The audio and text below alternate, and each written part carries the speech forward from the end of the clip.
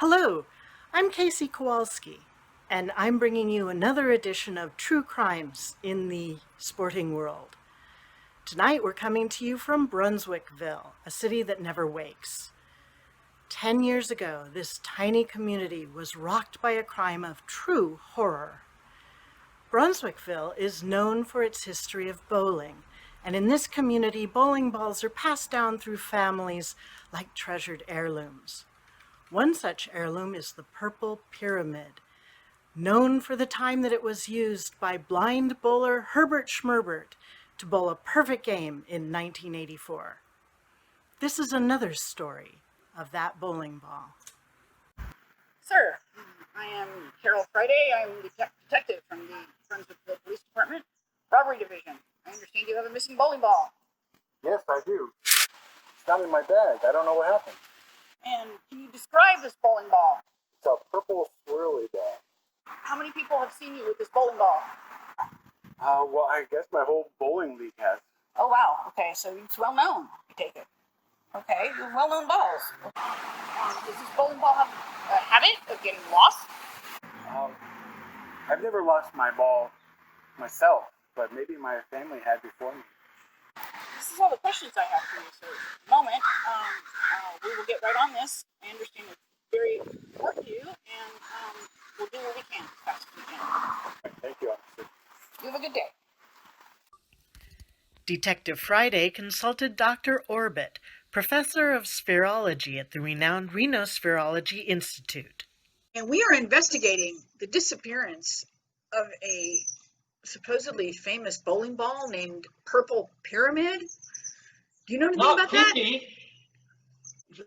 I know a lot about PP. Of course. PP is the most famous bowling ball around these parts. How did this bowling ball get to be so famous? PP is the most consistent 300 bowled ball in this entire quadrant of the country. PP is descended from two nearly as famous bowling balls. Really? Really?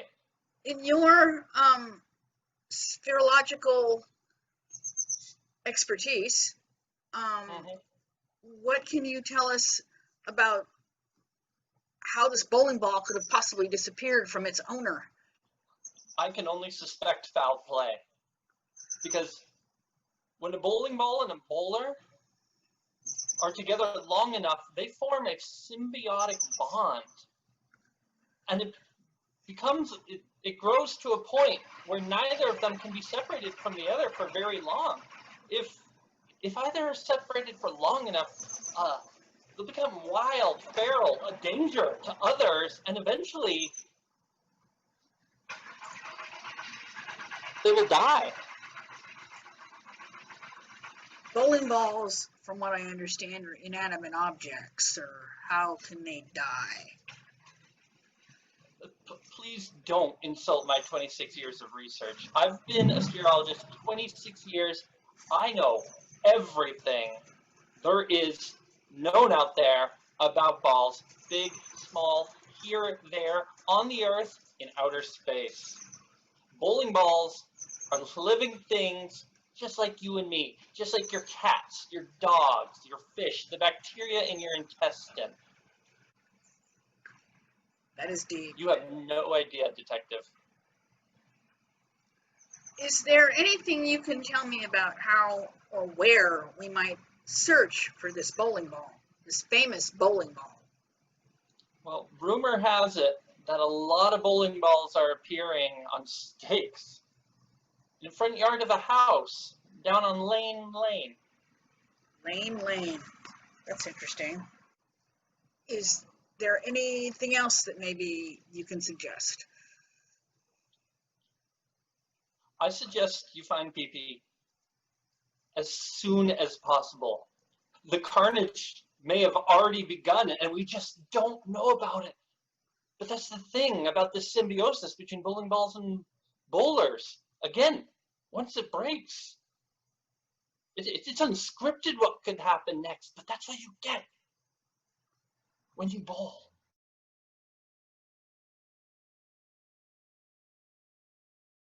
So here it is. The kind of thing you see in broken bowling homes, where bowlers have given up on themselves and their game, never qualifying for even the smallest of tournaments. Over 1,000 bowlers a year, men, women, children, take their losses out on their bowling balls and do this to them. Their balls are thrown in the street, run over, scratched and bruised beyond recognition. And then as a final straw, bowlers have their balls out to dry on a stake, where they must endure all types of weather conditions. This is an ugly, gruesome scene.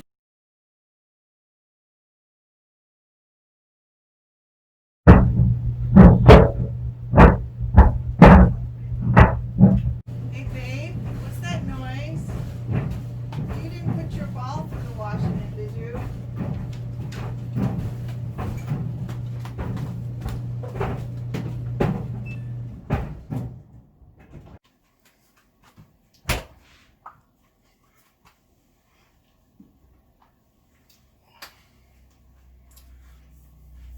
No?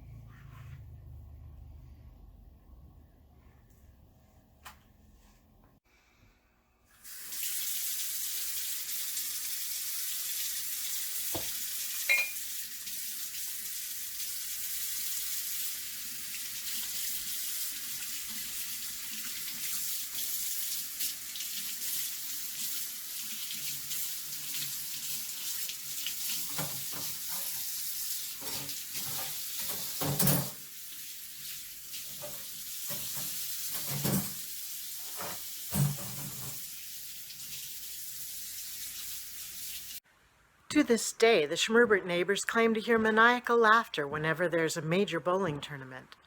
The crime has never been solved. I'm Casey Kowalski, and you've been watching True Crimes of the Sporting World.